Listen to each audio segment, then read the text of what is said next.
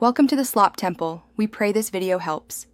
In this video, I will explain how to connect your Apple Watch to Orangetheory. First, download the Orangetheory Fitness app on your iPhone and ensure your Apple Watch is already paired. Next, grant the Orangetheory app permissions to share data with Apple Health.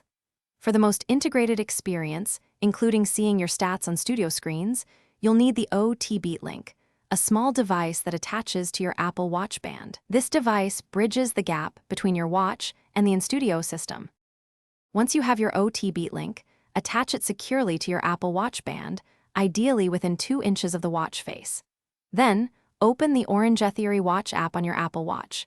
You'll see an option to scan to pair your link. After successful pairing, it's crucial to ensure your studio staff enters the link's unique serial number into their OT Beat system. This step allows your data to display correctly on the in-studio screens during class. During your Orangetheory class, wear your Apple Watch with the OT Beat link comfortably on your wrist. Open the Orangetheory Watch app and tap Start Workout. Your real-time heart rate, splat points, and calories burned will then appear on the studio's large screens. This direct connection ensures accurate tracking within the Orangetheory system. Your workout data will also contribute to closing your Apple Watch activity rings, providing a comprehensive view of your fitness. Once your Orangetheory workout concludes, your performance data automatically syncs to the Orangetheory mobile app.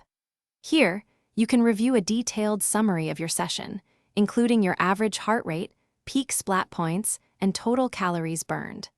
This valuable information also pushes directly to your Apple Health app, contributing to your overall fitness picture and activity trends. Always ensure both applications have the necessary permissions enabled for seamless data sharing. Thanks for watching. Consider subscribing if we helped you.